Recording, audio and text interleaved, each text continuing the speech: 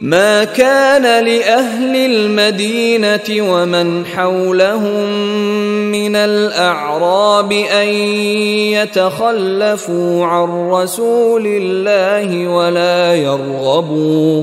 ولا يرغبوا بأنفسهم عن نفسه، ذلك بأنهم لا يصيبهم ظمأ ولا نصب ولا مخمصة في سبيل الله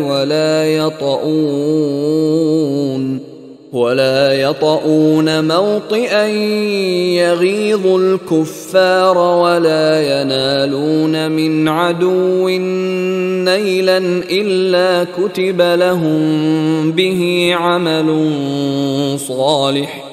إن الله لا يضيع أجر المحسنين.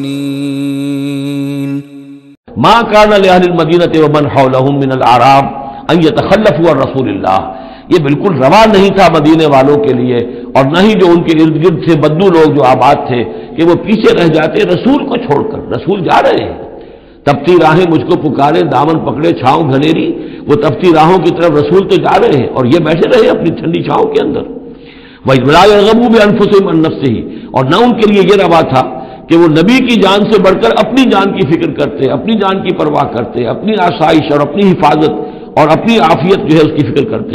ذالک بانہم لا یصیبہم ظمأ، یہ اس لیے کہ انہیں نہ تو آتی کوئی بھوک پیاس لگتی، ولا نصب، نہ کوئی ان کے اوپر تکان تاری ہوتی، ولا مخمصۃ،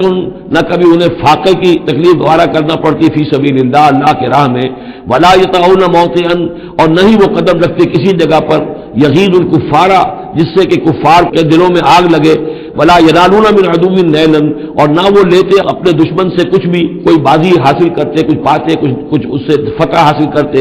الا کتب لهم به عمل صالح، مگر یہ کہ ہر اس فعل کے ساتھ ساتھ ان کے اعمال میں عمل صالح نیکیوں کا اندراج ہوتا رہتا، چاہے کبھی بھوک لگتی، کبھی پیاس لگتی، کبھی کوئی اور تکلیف ہوتی، کہیں چلنا پڑتا، اس کی مشقت ہو جاتی، تکان ہو جاتی،